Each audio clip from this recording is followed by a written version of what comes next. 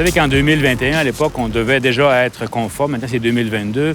On devait dévier le troisième cycle, donc toutes les matières du site d'enfouissement.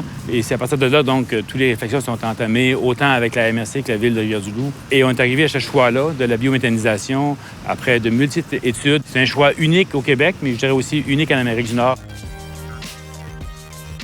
Comme la Ville de Rivière-du-Loup était déjà un intégrateur au niveau de la gestion des déchets, donc à la fois propriétaire du lieu d'enfouissement technique et du centre de tri pour le recyclage, il nous restait à se doter de la troisième voie, ce qu'on a analysé avec la MRC et nos collaborateurs pour voir quelle était la meilleure solution. Et donc, en 2010, on avait mis en place un processus différent avec une société d'économie mixte, donc une entreprise privée, laquelle contribuait à part égale la MRC et la Ville, mais qui étaient des actionnaires majoritaires, donc une gestion privée, mais un rendement public.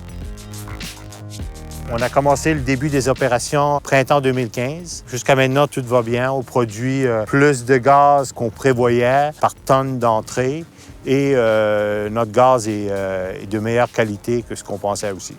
Nous, on reçoit la matière organique traitée à la source. On broie la matière, on rajoute de l'eau, on enlève les contaminants et ensuite la soupe est envoyée vers les digesteurs. La matière est digérée, elle produit du gaz. Le biogaz, lui, quand il sort, il faut le purifier. Ensuite, il est envoyé d'un gros congélateur pour le liquéfier. Donc cette matière-là, on la passe dans une presse, on sépare l'eau du solide. L'eau est envoyée dans une petite usine de traitement des eaux qu'on a. Et le solide est envoyé pour valorisation agricole. À la biométhanisation, l'avantage, c'est qu'on enlève les gaz à effet de serre dans les sites d'enfouissement. Nous, on prend toute la matière organique, on la digère de façon accélérée et on réussit à purifier ces gaz-là. On va le liquéfier pour remplacer des carburants fossiles, qui est le diesel pour les camions de transport. De partir d'une matière, d'arriver avec des déchets, mais les déchets qui deviennent des digesteurs qu'on récupère pour mettre au champ, de produire du gaz qu'on appelle le GNL.